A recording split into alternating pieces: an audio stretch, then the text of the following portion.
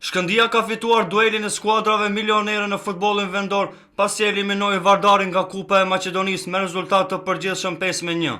Pas fitores 3-0 mesjavën e kaluar në Çajir, tetovarët sot triumfuan 2-1 edhe në ndeshjen e kthimit në Gjorgje Petrov, duke avancuar në mënyrë bindëse në gjysmëfinale dhe duke nxjerrur jashtë garës për trofeun e Kupës një rival direkt si Vardari. Vendasit pretendonin me lojë agresive të arrijnë negativa në ndeshjes së parë, mirëpo Junior në minutën e 43 shënon në rrjetën vendase duke shuar shpresat edhe ashtu minimale. Në minutën e 60 Vardari barazoi në 1-1 kur Mijushković realizoi me kokë, mirëpo Shkëndia edhe pse kishte të sigurt kualifikimin, këtë e bëri me klas duke shënuar në minutën e 82 me anë të Kirovskit përfitore të dytë brenda vetëm 7 ditëve. Unë kam dhënë intervistë para ndeshjes së parë dhe kam thënë që doja rezultat mos pranoja gol, ose 1-0, por 3-0 isha i bindur që kualifikimi ishte i sigurt. Megjithatë më kënaq që u kualifikua me 2 fitore, kjo është më e rëndësishme dhe një kundërshtar si Vardari.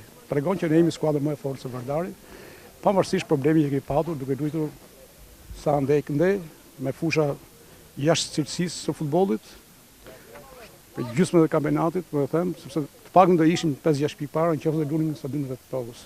Edhe pse në këtë ndeshje ishte ndaluar prania e tifozëve të Shkëndijës dhe në tribuna nuk ishte ndonjë numër të madh shikuesish, gjithsesi në sy binte prania e numrit të madh të forcave të rendit që vetëm rritën numrin e spektatorëve. Ndërkohë, grupi i tifozëve Komitët nuk lëshuan rastin të vazhdojnë me repertoarin e tyre të ndyrë, duke sharë vazhdimisht në baza nacionale e që në asnjë moment nuk u pa arsyeshme nga delegati i takimit që të tërhiqet vërejtja dhe të anojnë në mënyrë sportive.